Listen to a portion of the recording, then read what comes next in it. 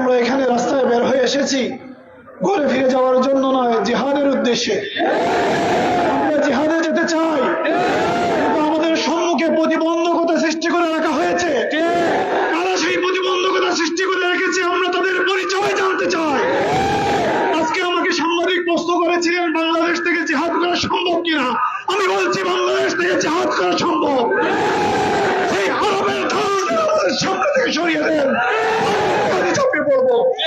আজকে আমাদের সম্মুখে যে আরবের দালালেরা বসে আছে, আজকে তারা নরমালাইজেশনের কথা বলে। আমরা যখন জিহাদের কথা বলি তারা তখন নরমালাইজেশনের কথা বলে।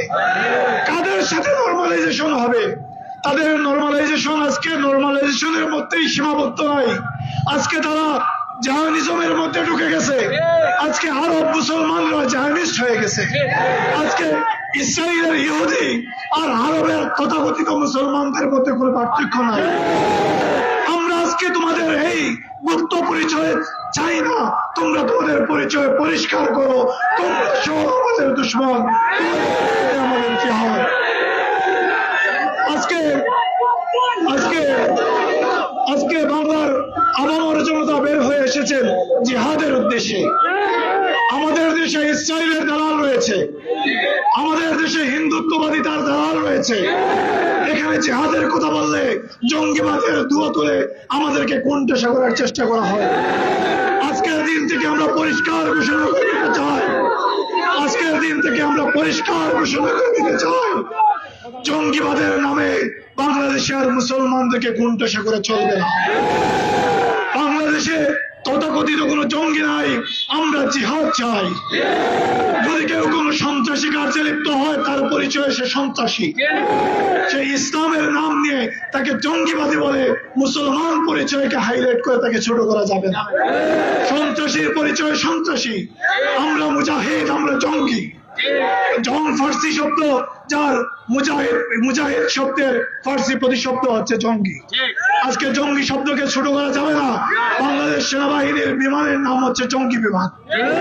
যদি জঙ্গি শব্দের প্রতিশব্দ সন্ত্রাসী হয় তাহলে সর্বপ্রথম বাংলাদেশ সেনাবাহিনীর বিচার করতে হবে। এজন্য জঙ্গি শব্দ দিয়ে আমাদেরকে কোণঠাসা করা চলবে না। আজকে যারা দিল্লিতে বৃষ্টি হবে ঢাকায় ছাতা ধরেন, আপনাদের দিন শেষ। দিল্লির দালালি বাংলাদেশে চলবে না।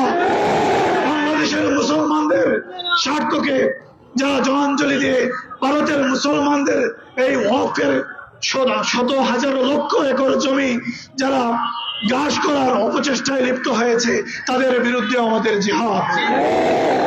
আমরা প্রয়োজনে সশস্ত্র জিহাদে যদি আমরা আমাদের নেতৃবৃন্দ আমাদেরকে আহ্বান করেন, আমি আজকের বাংলাদেশের ওলামায়ে কেরামকে আহ্বান করব, আপনারা এক ছাতার নিচে আসেন।